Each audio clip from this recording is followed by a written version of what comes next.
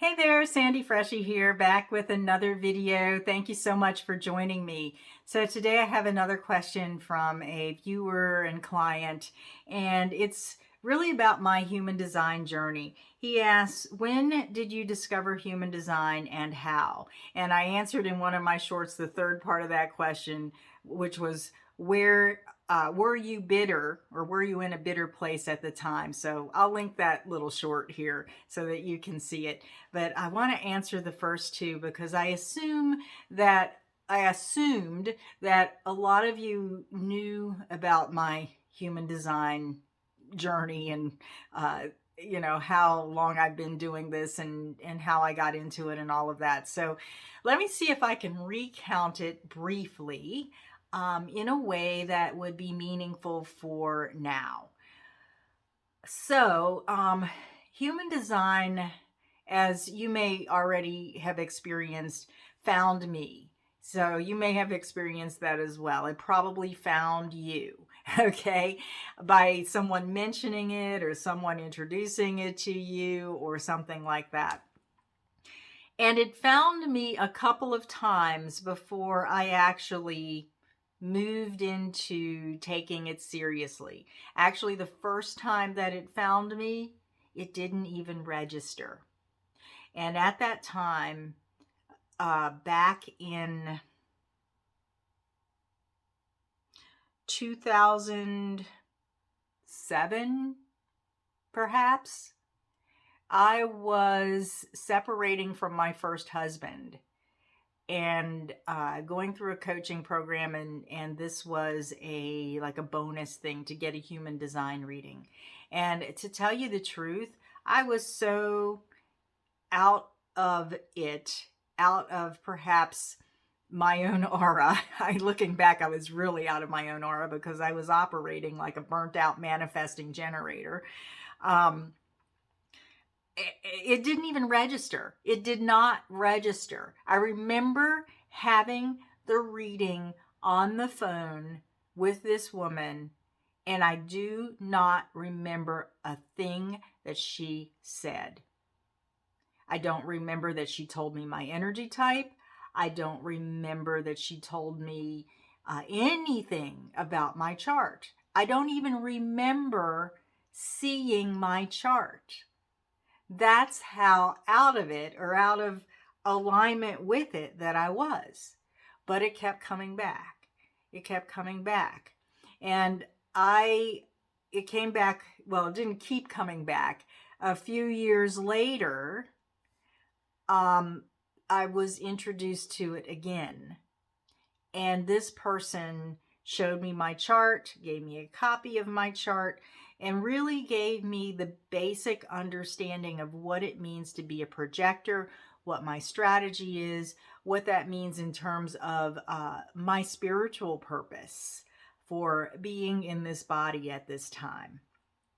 So I worked with that for just that basic information for several more years. And worked with my strategy and authority as best as I could. And, and it's all trial and error for me as a 3-5. So, that basic information carried me along for a little while. I wish, however, that I had some ongoing, deeper conversations with that person about the nuances of strategy, authority, being recognized, and being invited.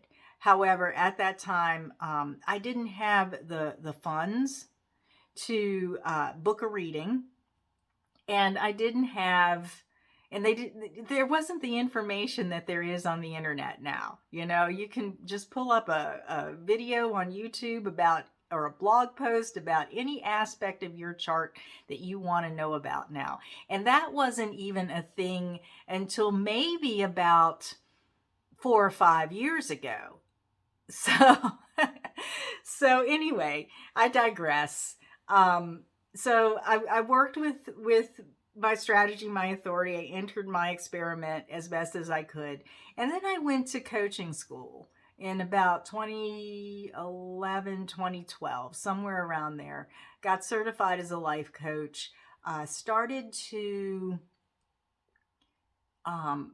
get into their training about how to build a business. And I got into it, and it was all about, reaching out to people, initiating conversations to get them to do free sessions with you, getting 100 of them under your belt. And something about that just did not feel right to me. And the light bulbs went off, and I realized I'm a projector. This is not the way that I am designed to go about creating a business. This initiating is not for me. So I didn't know much about the energy types at that time. And then later on down the line, I discovered through a chance meeting that this particular school that I was going to was run by a manifester. And it all made sense then.